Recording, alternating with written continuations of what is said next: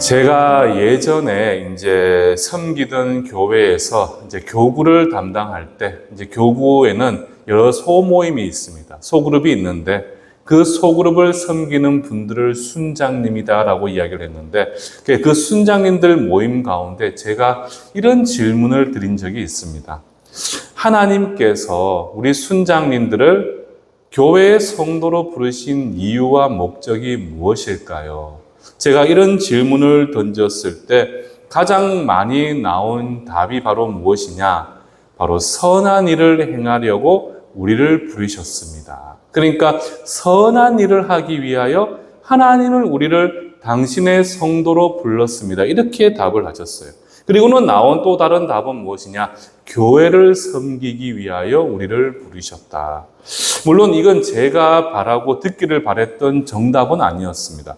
그래서 제가 이제 순장님들에게 한 가지를 더 여쭈었죠. 자, 그렇다면 순장님들이 생각하는 선한 일은 무엇입니까? 라는 질문에 이제 또 나온 답들이 바로 무엇이냐 하면 어려운 이들을 돕는 것입니다. 어려운 이들을 돕는 것. 그것이 바로 선한 일입니다. 이렇게 저에게 답을 주셨어요. 그래서 그러면 그렇게 어려운 이들을 돕는 것이 성도로 부르신 목적과 이유라면 지금 우리 순장님들께서는 당시에 제가 섬기던 교회에는 이제 몸에 지체 어려움을 가지신 분들을 섬기는 부서가 라파라는 부서가 있었고 발달 장애 아이들을 또 섬기는 부서가 사랑부라는 부서가 있어요. 그런데 그럼 제가 그때 여쭈었죠. 선한 일을, 어려운 일을 돕는 것이 선한 일이고 그것이 하나님께서 여러분들을 성도로 부르신 목적이라면 바로 그 지체 장애인들이 있는 그 라파라는 부서와 발달 장애를 있는 그 친구들을 섬기는 사랑부의 교사로서 좀 섬겨주실 수가 있습니까? 제가 그렇게 질문을 드렸습니다. 그런데 그런 질문 가운데 이제 몇몇 분들은 어떻게 답을 하셨느냐? 아이고 목사님, 저에게 주신 달란트는 그게 아닙니다. 그래서 저는 소위 그런 이제 라파와 사랑부를 섬길 수 있는 저는 달란트와 은사를 가지지 못했기 때문에 저는 섬길 수가 없고 저는 그럴 만한 역량이 되지를 못합니다. 역량이 되지를 못해요. 그리고 또 어떤 분들은 이미 다른 부서를 섬기고 있기 때문에 제가 몇 가지 부서를 섬기는 것은 힘들 것 같습니다. 이렇게 답이 돌아왔습니다. 물론 저는 충분히 그렇게 답을 하실 수 있을 것이다 라고 저는 생각을 했죠. 우리가 여러분들 예수를 믿고 주의 사랑으로 서로를 사랑하라. 여기서 말하는 보통 사랑이라는 것이 우리는 어떻게 생각을 합니까?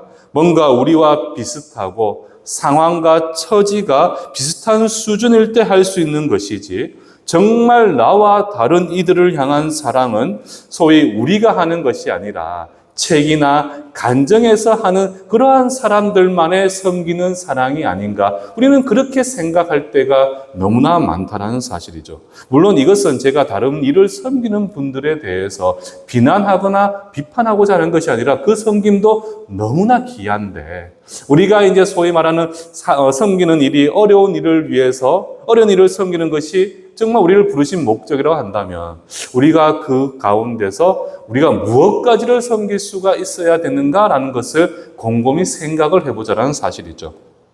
그런데 분명한 사실은 여러분들 하나님께서 우리를 부르신 목적, 당신의 거룩한 성도로 삼으시고 택하신 목적과 이유는 단순히 선한 일을 하도록 우리를 부르신 것이 아닙니다. 거기에는 더 상위 목적이 있습니다. 바로 그것이 무엇인가라고 보았을 때 자막에 나오겠지만 38절을 보시게 되면 우리를 진정 부르신 그 최고 상위의 목적은 바로 무엇인가가 정확하게 나오고 있죠. 우리 38절의 말씀을 우리 다 함께 다시 한번 읽어보도록 하겠습니다. 시작.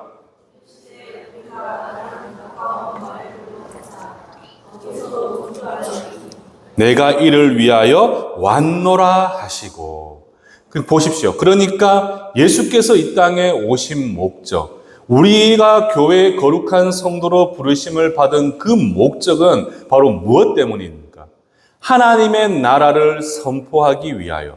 그리고 그 하나님 나라의 주인이 누구시죠? 예수 그리스도시잖아요. 그 하나님 나라의 주인이신 예수 그리스도를 이 땅에 전하고 선포하기 위하여 우리는 부르심을 받았고, 그 일을 위하여, 그 상위 목적을 달성하기 위하여 필요한 행동 중 하나가 바로 무엇이냐? 바로 선한 일을 행하고 교회와 세상과 그 성도를 섬기는 일들이 된다는 사실이에요. 그러니까 우리가 우선적인 부르심의 소명에는 바로 예수 그리스도와 그분의 생명의 복음을 전하고 선포하는 일, 바로 이 선교적 소명을 위하여 예수님은 여러분들을 택하시고 바로 하나님의 자녀 삼아 주시고 거룩한 교회의 성도로 부르셨다는 사실입니다. 그리고 그 일을 위해서, 그러니까 상위 목적을 두고 그 목적을 이루기 위해서 예수께서 행하신 일이 바로 무엇인고라고 보았을 때 39절을 보시게 되면 이렇게 말씀을 하고 있죠. 온 갈릴리에 다니시며 그들의 여러 회당에서 전도하시고 또 귀신들을 내쫓으시더라. 그러니까 가는 곳마다 무엇을 전하셨습니까? 복음을 전하시면서 또 실제적인 도움과 필요를 요하는 이들에게 도움을 행하는 그 일들을 행하셨다. 이렇게 성경은 우리에게 말씀을 하고 있습니다. 그래서 이제 저도 우리 성도님도 오늘 이 말씀을 통해서 여러분들이 어떻게 하셔야 되겠습니까? 우리는 예수님의 그 십자가의 길을 따라 걸어 행하는 거룩한 예수의 제자라고 보았을 때 우리 역시도 우리의 삶의 가장 최우선적인 목적은 바로 무엇이 되어야 하느냐?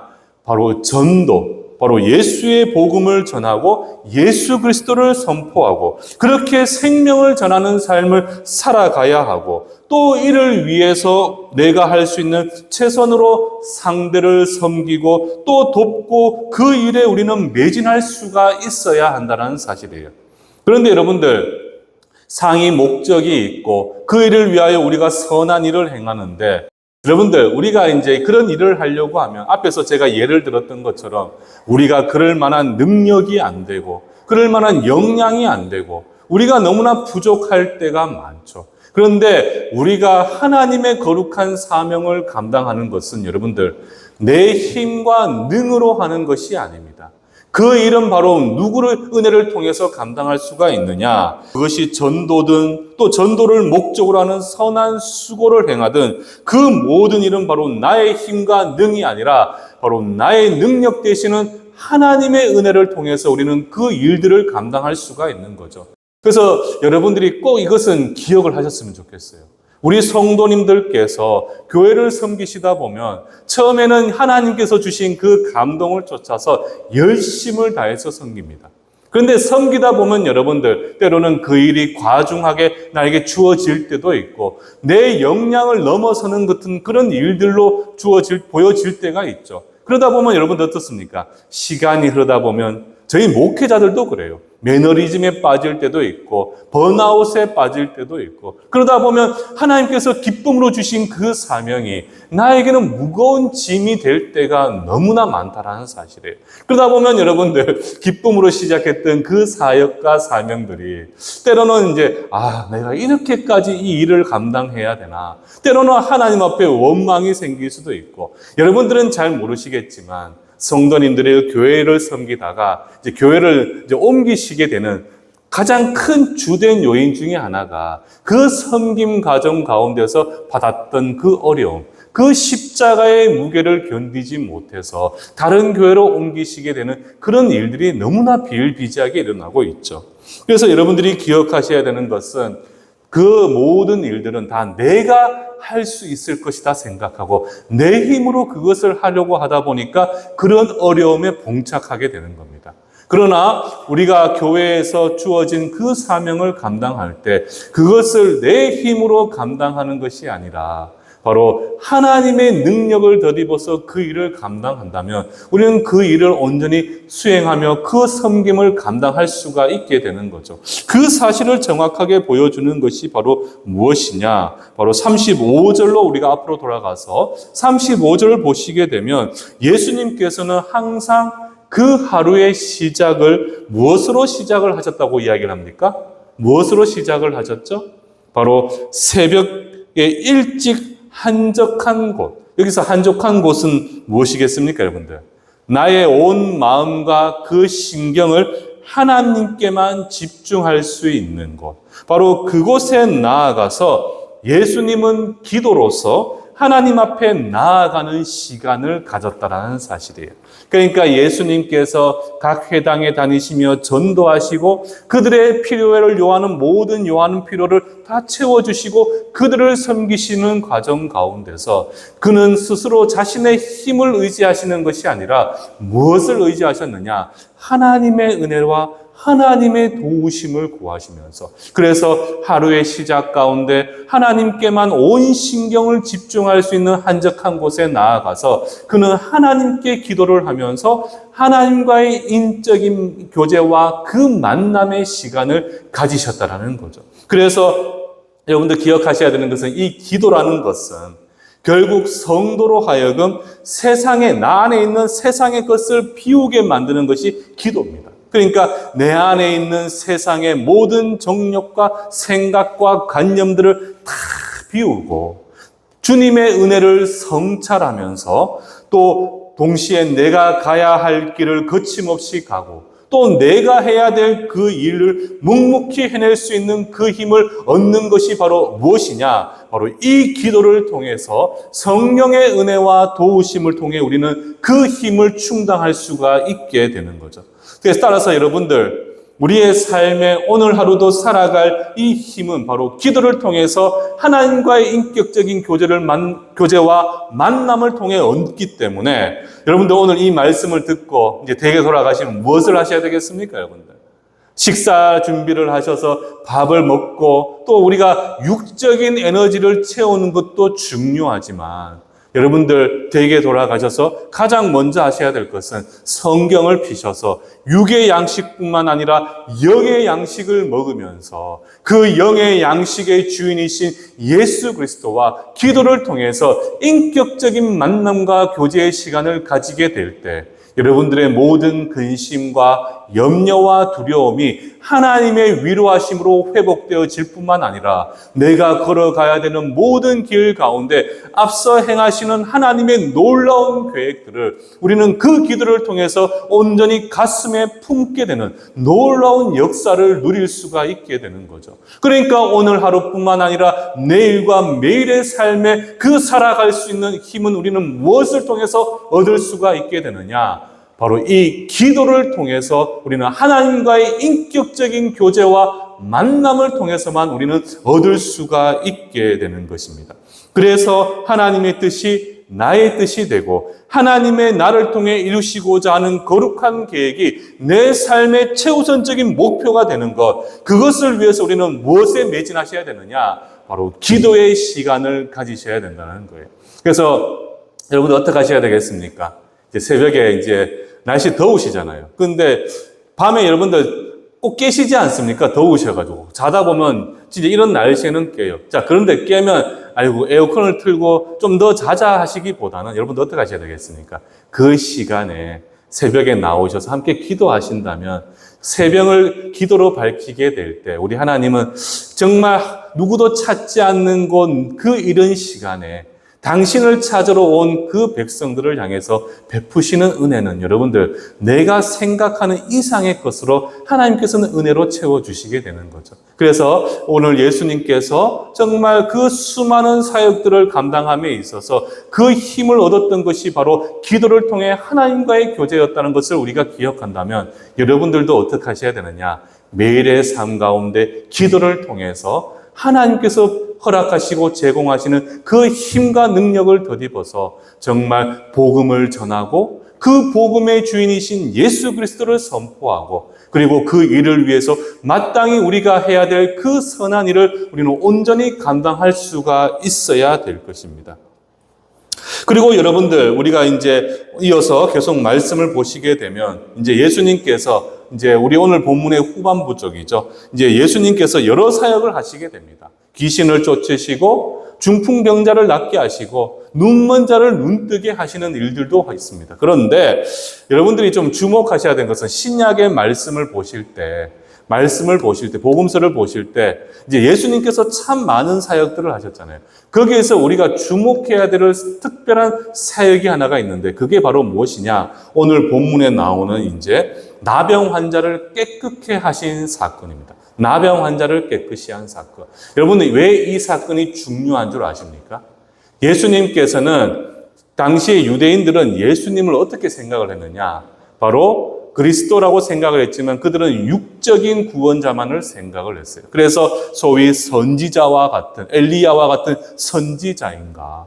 혹은 하나님께서 보내신 다윗의 후손과 같이 저 로마의 압제로부터 우리를 지켜주고 우리를 독립시켜줄 군사적인 힘을 가진 메시아 정도로만 생각을 했죠. 그런데 예수님께서 하신 사역 가운데 이 나병 환자를 치유하신 사건이 왜 중요하냐? 예수님은 이 사건을 통해서 유대인들에게 본인이 누구이신지를 정확하게 밝혀 보여주고 있어요. 무슨 말이냐 하면 여러분들, 이 나병이라 하면 여러분들, 오늘날은 한센병이라고 이야기합니다. 그리고 옛날에는 문둥병이라고 이야기를 했죠. 그러니까 이 나병 혹시 보신 적 있으십니까, 여러분들? 보신 적 있으세요? 우리가 영화 배너 기억나십니까?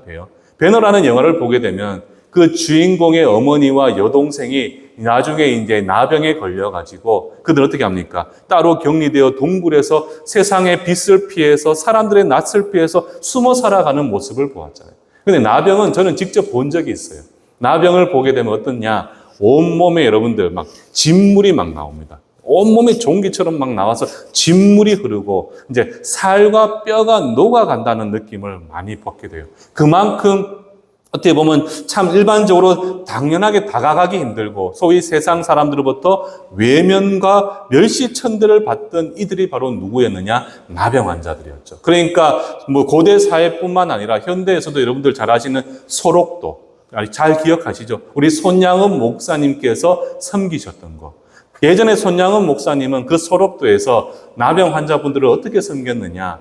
직접 입으로 그 종기에 입을 갖다 대어서 고름을 짜내실 정도로 정말 사랑으로 헌신하며 섬겼던 분이 손양은 목사님이에요. 그런데 그만큼 온몸에 진물이 흐르고 냄새가 나고 얼굴이나 몸과 손을 보면 다 이게 마디마디가 흔적도 없이 막 이게 짓눌린 같은 그런 모습을 보여주시고 있어요. 그런데 이제 그러다 보니까 어떻습니까? 세상에서 철저히 격리되고 소외됐던 이들이 바로 이 나병 환자들이었는데, 근데 이 성경에서 구약을 보시게 되면 이 나병에 대한 의미가 조금 다릅니다. 이 나병은 하나님의 저주와 심판을 상징하는 것이고, 그래서 여러분들 구약을 보게 되면 우리 엘리사의 그 종이었던 게하시가 나만 장군의 그 재물을 탐내다 보니까 하나님께서 어떻게 하십니까? 그를 심판하셨을 때 나만 장군의 나병이 그에게 넘겨가는 그러한 모습을 통해서 이 나병이라는 것은 하나님의 심판과 저주를 대표적으로 상징하는 병이 바로 이 나병이었다는 사실이죠. 자, 그런데 이제 40절을 보시게 되면 한 나병 환자가 예수님께 와서 엎드려서 간곡히 청을 하고 있습니다. 그런데 뭐라고 이야기를 하느냐? 원하시면 저를 깨끗하게 하실 수가 있습니다. 원하시면 저를 깨끗하게 하실 수가 있습니다. 여기서 주목하셔야 될 점은 치유라는, 나를 낫게 하실 수가 있습니다라는 말이 아니라 뭐라고 고백을 하고 있습니까? 나를 깨끗하게 하실 수가 있다. 이렇게 그가 고백을 하고 있죠.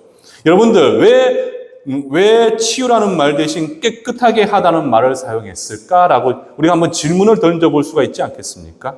이것은 나병이 가지는 제가 앞에서 언급해드렸던 종교적인 의미와 사회적인 그 파장 때문이란 겁니다. 모두가 혐오하고 모두가 외면하고 모두가 하나님의 저주에 걸렸다고 여겼던 그 병. 그래서 이것은 치유가 아니라 여러분들 하나님의 저주에서 깨끗하게 되어진다. 그들은 그렇게 여기고 보았다라는 사실이에요. 자, 그런데 지금 여기서 나병 환자의 놀라운 믿음의 고백이 있죠. 원하시면 저를 깨끗하게 하실 수가 있습니다. 그러니까 여러분들 하나님의 저주는 오직 누구만이 풀 수가 있습니까? 사람이 풀 수가 있습니까? 아니잖아요. 하나님의 저주는 오직 하나님만이 풀 수가 있어요. 그러니까 나병을 깨끗게 한다는 것은 결국 예수님이 누구이신지를 고백하고 있느냐? 바로 전능하신 하나님이 되심을 그는 믿음으로 고백하고 있다는 사실입니다. 그때 이제 41절과 42절을 보시게 되면 어떤 일이 일어나게 되죠? 41절을 보시게 되면 예수께서 불쌍히 여기사 손을 내밀어 그에게 대시며 이르시되, 그에게 되었다고 이야기하십니다. 대시며 이르시되 내가 원하노니 깨끗함을 받으라 하시니 곧 나병이 사람에게서 떠나가고 깨끗하여 진지라. 보십시오. 예수님께서 나병 환자에게 손을 대셨습니다.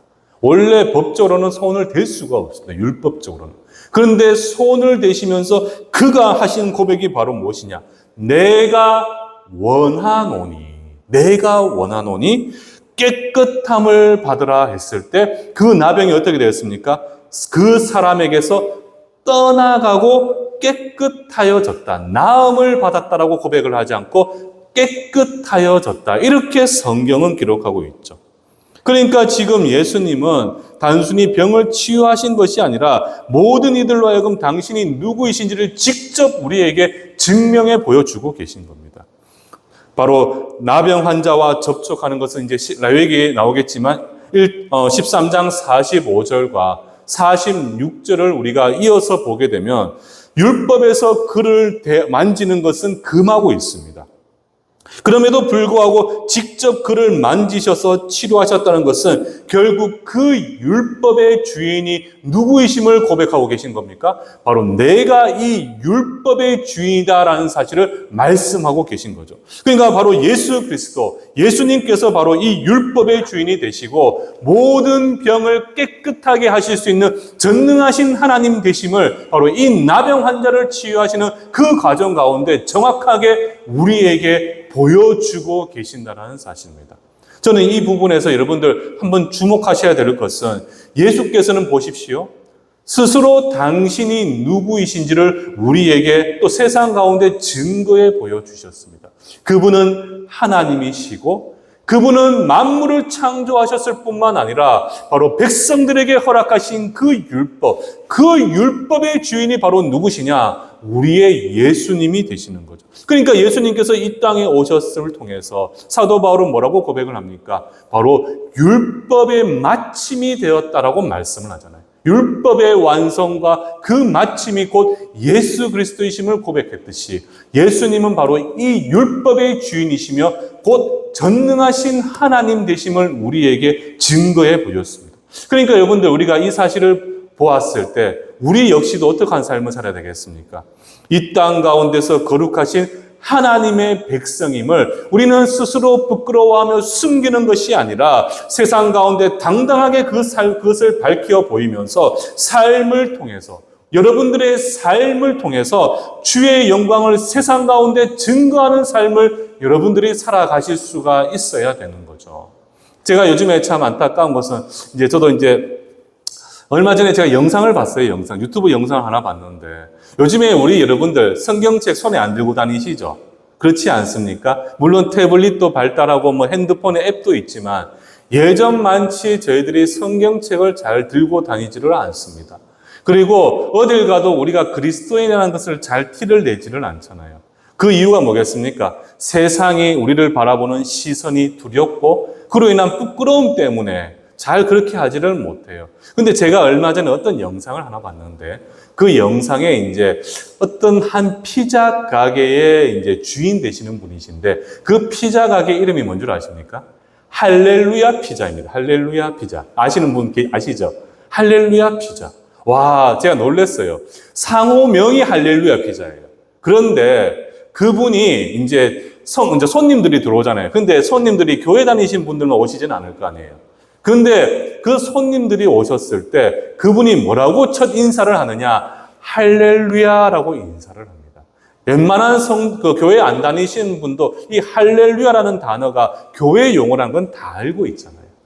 그런데 그분이 그렇게 이야기했을 때 PD분이 질문을 했어요. 아니, 그렇게 말하면 좀 뭔가 부끄럽고 어색하고 손님들이 떠나가는 것 같지 않습니까? 라고 했을 때 그분이 가장 먼저 했던 답이 뭔 줄 아십니까? 왜 우리가 당당하지를 못합니까? 라는 겁니다. 당당하지를 못합니까?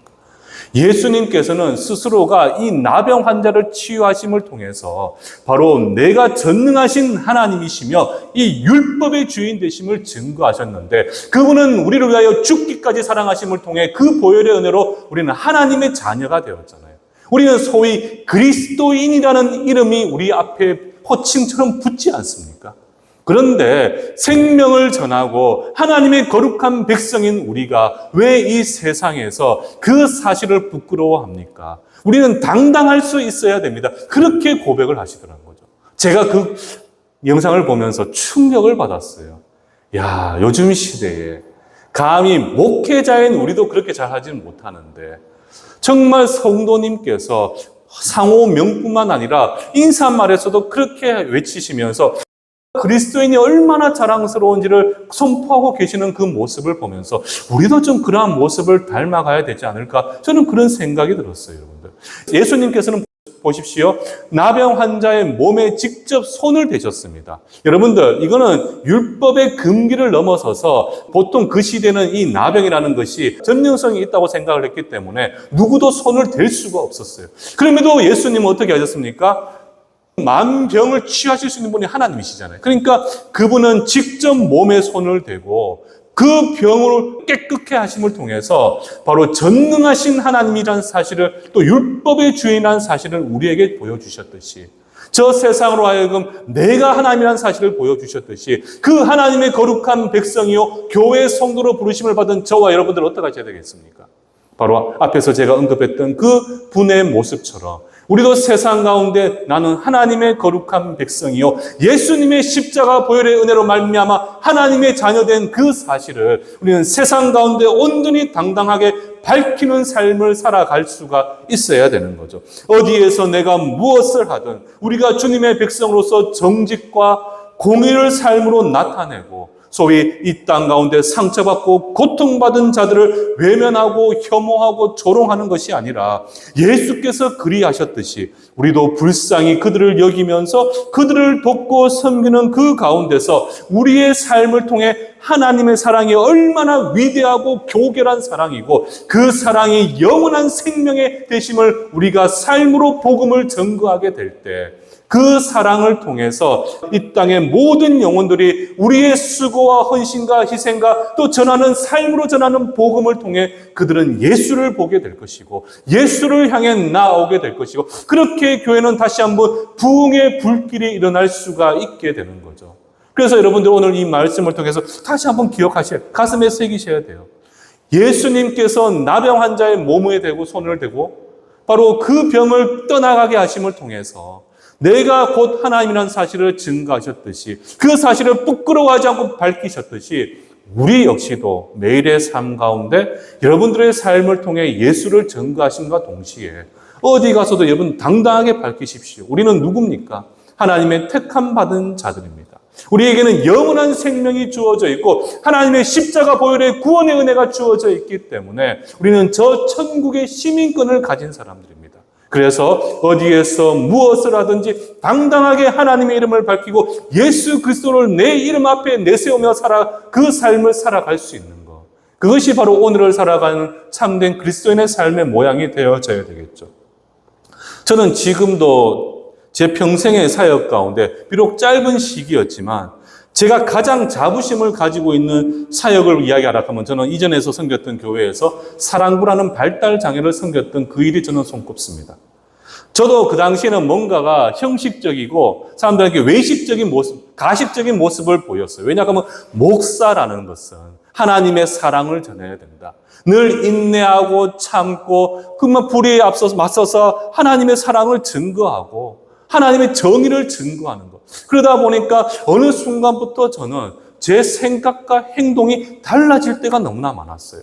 억지로라도 웃고 터무니없는 상황 가운데서도 저는 용납을 하고 이해하려고 노력을 했고 그런데 그 가운데서 하나님의 사랑을 이야기하면서 뭔가 눈에 보이고 그럴듯한 일들에 자꾸 내 마음을 뺏길 때가 너무나 많았죠. 그런데 세상 모두가 외면하고 멀리하고 꺼려했지만 제가 이제 사랑부 발달장애 애들을 섬기면서 제가 그 아이들을 보았을 때 그 아이들은 그들만큼 세상 가운데 순수하고 하나님을 바라보고 하나님을 찬양하는 이들을 제가 보지를 못했어요. 제가 그 친구들을 섬기면서 얼마나 내가 위선적이고 내가 얼마나 외형에만 치우친 사랑을 증거하고 있었는지를 그때서야 제가 정확하게 깨닫게 되었죠.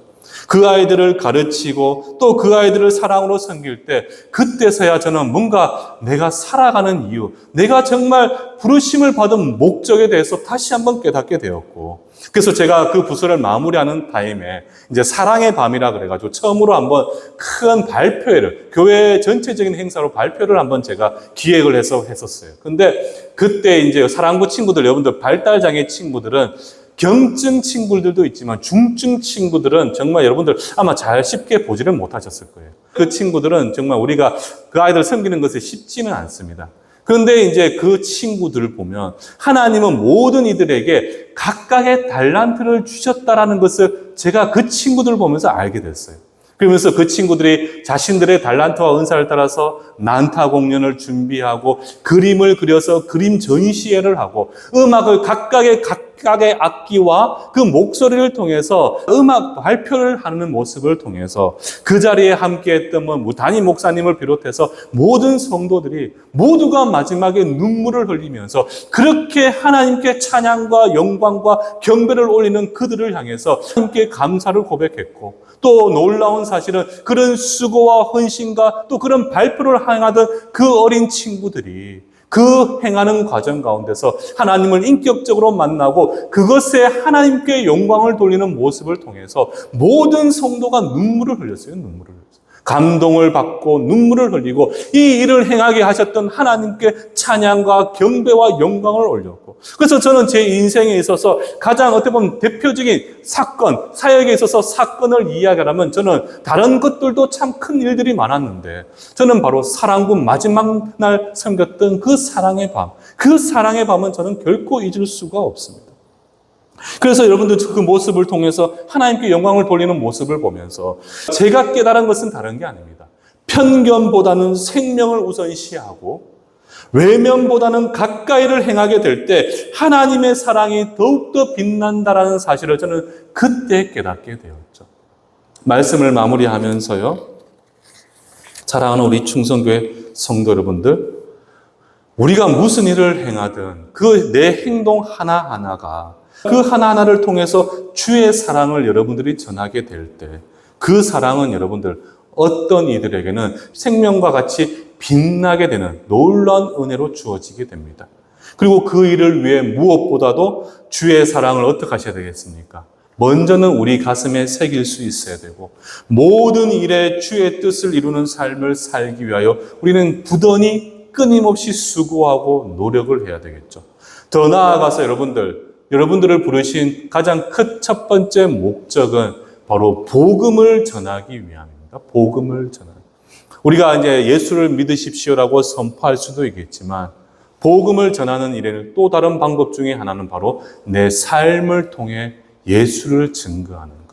바로 하나님이 살아계시고 예수님의 보혈이 바로 우리의 영원한 생명이 된다는 것을 내 삶을 통해 우리가 이웃들과 가까운 이들에게 복음을 전하게 될 때 그 복음을 통해서 그들은 하나님을 바라보고 하나님을 소망하고 하나님께 영광 돌리고자 주께 돌아오게 되는 놀라운 일들이 일어나게 되는 거죠. 그런데 여러분들, 이 일은 내 힘과 능으로 할 수 있는 것이 아닙니다. 이것은 바로 무엇을 통해서만 할 수 있느냐? 바로 하나님께서 주시는 힘과 능력을 통해서만 이 일이 가능한 것이고, 이 일을 위해서 우리는 어떻게 해야 되겠습니까? 이 에너지를 충당받아야 되잖아요. 바로 말씀과 함께 기도를 통해서 하나님과의 성령님과의 인격적인 교제와 만남을 통해서 그분이 충당해 주시고 채워주시는 그 힘을 통해 이 일들을 우리는 감당할 수가 있게 되는 거죠. 그래서 여러분들, 그 하나님과의 인격적인 교제를 위해서 끊임없이 기도의 자리에 쓰셔서 나를 비우고 정말 오직 하나님의 은혜로 가득 채워서 감당할 수 없지만 모든 일을 할 수 있도록 은혜 베풀어 주시는 하나님의 능력을 덧입어서 그 수고를 감당하게 될 때 여러분들의 수고는 하늘의 해같이 빛나게 될 것이고 여러분 한 사람을 통해서 이 땅이 변화되어지는 놀라운 역사가 일어나게 되는 거죠. 그래서 저는 여러분들이 딱히 뭔가를 하려고 하시는 것이 아니라 그리스도인, 나는 그리스도인이라는 정체성을 정확하게 기억하셔서 나는 그리스도인, 그러니까 그리스도께서 행하신 그 일을 나도 내 삶으로 살아내기만 한다면 여러분들은 바로 하나님의 놀라운 축복의 통로가 되어서 세상 가운데 그 어둡고 적막한 마귀가 다스리는 이 세상 가운데서도 생명의 빛을 여러분들을 통해서 비춰질 수가 있게 될 것입니다. 그런 하나님의 은혜를 소망하시면서 매일의 삶을 참 나를 부르신 목적에 따라 그리스도인으로서의 삶을 살아낼 수 있는 귀하고 복된 우리 충성교회 성도님들 되시기를 주님의 이름으로 축원합니다.